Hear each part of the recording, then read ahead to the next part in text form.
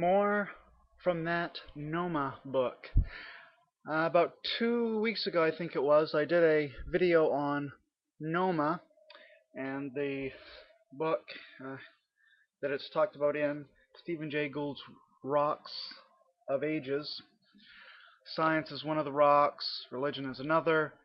You're supposed to have both in balance. They don't overlap, but you're supposed to have them both to have a full and complete life, says Stephen Gould. Um, well, there's a couple. I don't really want to talk about the book itself as far as like the main thesis of the book, but there were a few things that piqued my interest in here that I did want to bring out. And again, these aren't the main points of the book necessarily, but they are things that I found in the book. The first is about Charles Darwin. Gould is saying that Darwin was an advocate of NOMA. And as I understand it, Darwin was originally a very nominal, very liberal Christian. Then he went on the voyage of the Beagle and started looking at this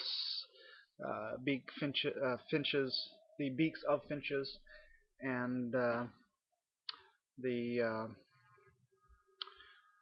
other specimens from nature, and came to propose this evolution through natural selection theory. And around that time, he became an agnostic. And after some of his children died as young kids, I think the oldest one was maybe like 7, but I have to double check that.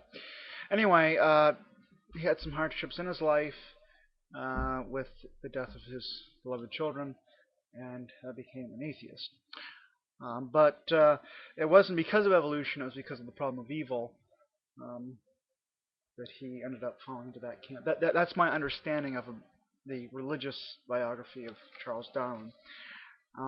So he was not a theistic evolutionist when he wrote this. This is a quote from Darwin's writings in the book by Gould.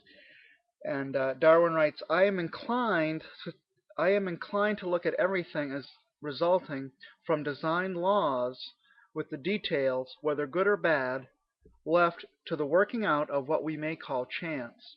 I am inclined to look at everything as resulting from design laws, with the details, whether good or bad, left to the working out of what we may call chance. So it seems like what Darwin is saying here is that you have, at one level of explanation, you have natural selection, changing things, selecting certain things, selecting against certain other traits in the biosphere, and that's undergirded by a kind of law, which would seem to require a lawgiver. So it seems at this deeper level, he's leaving room for some type of deity, and Gould goes on to explain that is what he's talking about, that there is what he seems to be saying is what he's saying, that there's what we observe in nature being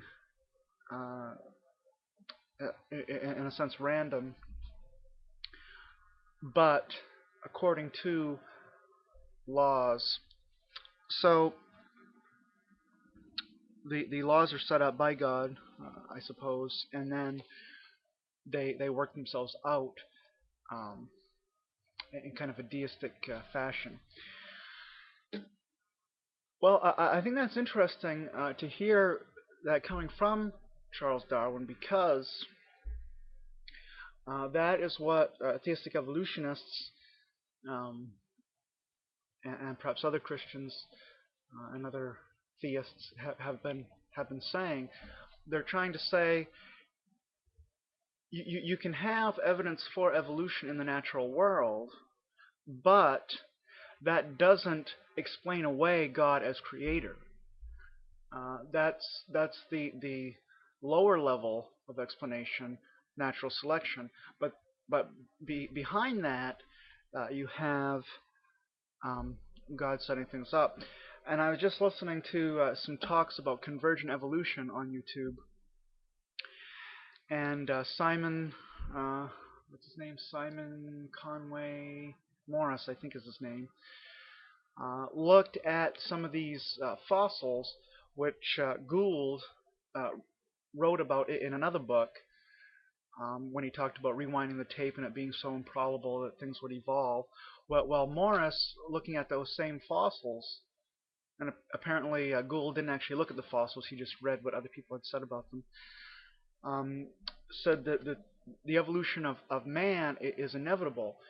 But apparently Morris is himself a Christian, and it seems to me that at one point in his lecture, he said that astrobiology is the study of organisms that don't exist. So we have this planet Earth, which is a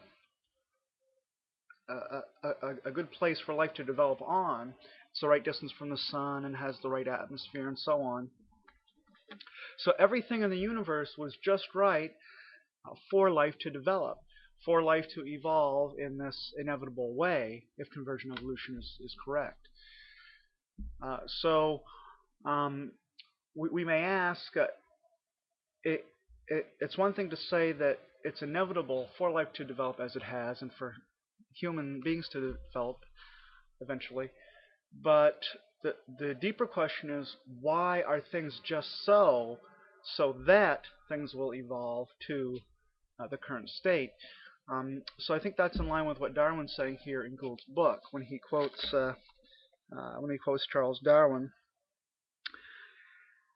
Now, that was the first thing that really kind of struck my attention that I wanted to mention.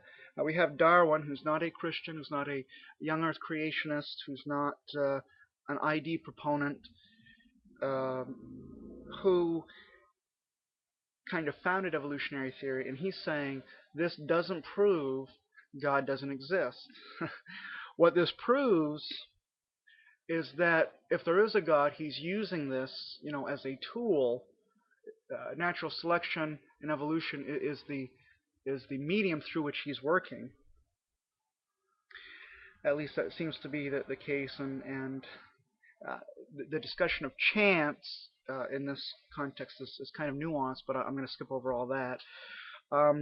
Because what I really wanted to get to, which I'll have to really save this for a second video, but that's when Gould, who is not a Christian, he's passed on now into eternity, but he was an agnostic or an atheist, depends on what day you caught him on, I guess, but a non-believer.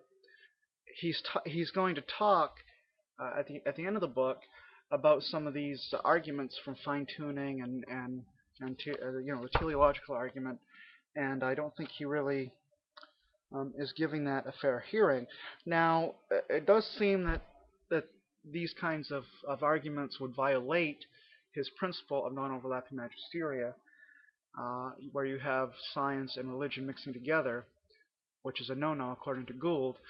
It seems like that's one of the reasons why he doesn't like these kind of arguments, natural theology, but I don't think he's giving them the arguments.